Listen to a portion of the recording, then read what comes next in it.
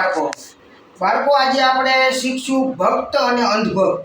ભક્ત કેને કહેવાય અને અંધભક્ત કેને કહેવાય એની વ્યાખ્યા. તો તમને કોઈને ખ્યાલ છે મિત્રો બાળકો? ભક્ત કેને કહેવાય અને અંધભક્ત કેને કહેવાય? ભક્ત આપણે એને કહેશું કે જે સાચાને સાચું અને ખોટાને ખોટું કહી શકે. દાખલા તરીકે આપણા સમાજમાં આપણા ગામમાં કોઈ એક છોકરો હોય, સારો છોકરો હોય, ભણવામાં હોશિયાર હોય, બધામાં નંબર આવતો હોય, નિર્વ્યસની હોય, વ્યવસ્થિત સંસ્કારી હોય. એ છોકરો માનો કે મોટો થાય, આખા ગામ એને એના મા બાપની પ્રશંસા કરતા હોય કે ફલાણા ભાઈનો છોકરો એટલે છોકરો, એમાં કાંઈ ઘટે નહીં. બરોબર? આખું ગામ એના બધાને ઉદાહરણ દેતા હોય કે એ છોકરા જેવું તમે બનો. બરોબર?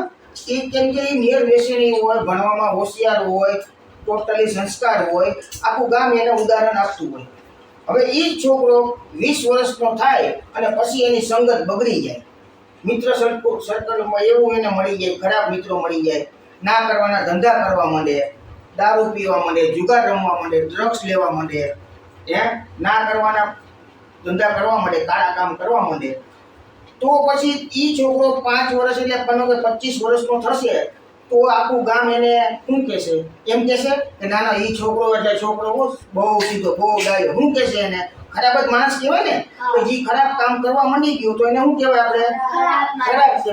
ગામ આખું એમ જ કહેશે કે ના ના, એ છોકરો. કોઈ એમ તો નહીં કે ના ના, એ તો બહુ સારો માણસ, બહુ સારો. ભાઈ સારો હતો પણ હવે એની સંગત બગડી ગઈ છે તો એ માણસ ખરાબ થઈ ગયો. એટલે સારાને સાચાને સાચું અને ખોટાને ખોટું કહી શકે.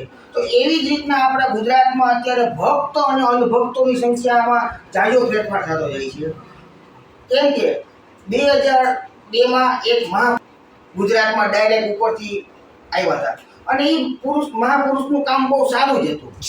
બહુ એને સારા કામ કર્યા દેશ માટે, ગુજરાત માટે સારું કર્યું, દેશ માટે એના વિચારો સારા હતા. અને ગુજરાતે એને ખૂબે ને ખૂબે મત આપ્યા. બરોબર? અને એને આપણે સીએમ બનાવ્યા, ચીફ મિનિસ્ટર, મુખ્યમંત્રી બનાવ્યા. અને આપણે એમ હતું કે હવે એ આપણે જઈ ગુજરાતનું નામ રોશન કરશે, આપણા ભારતનું નામ રોશન કરશે. એટલે આપણે એને પ્રાઇમ મિનિસ્ટરમાં આપણે એને પોસ્ટ અને આપ્યા. હવે મિત્રો એ 2002 થી 2014 લગન એને બધું સારું જ કામ કર્યું, નો ડાઉટ. બધી વસ્તુ સારી કરી, પાણીનું, પ્રશ્નનું, માણસોનું, આ તે બધું સારું કર્યું. પણ હવે પછી 2014 પછી હવે એની સંગત બગડી ગઈ છે. હવે એ ના કરવાના ધંધા કરવા માંડ્યા છે. બધે ફાકા ફોજદારી કરવા માંડ્યા, પબેડિયા મૂકવા માંડ્યા, ખોટા વાયદા કરવા માંડ્યા. તો બી હવે એને આપણે સારો માણસ કહેશું કે ખરાબ માણસ કહેશું? તો આ અંધભક્તો એના કોઈ માઇનસ પોઈન્ટ વિચારવામાં, જોવા માટે, સાંભળવા માટે તૈયાર જ નથી આપણા દેશમાં. બસ ઈ હાચા, ઈ હારા, ઈ ભાઈ હારા હતા. બધાને ખબર છે, આખા દેશને ખબર છે, અમને ખબર છે હારા હતા. પણ ઈ હારો માણસ હવે થોડો ખરાબ થઈ ગયો છે તો ખરાબને ખરાબ કહેવામાં કઈ વાંધો આવે?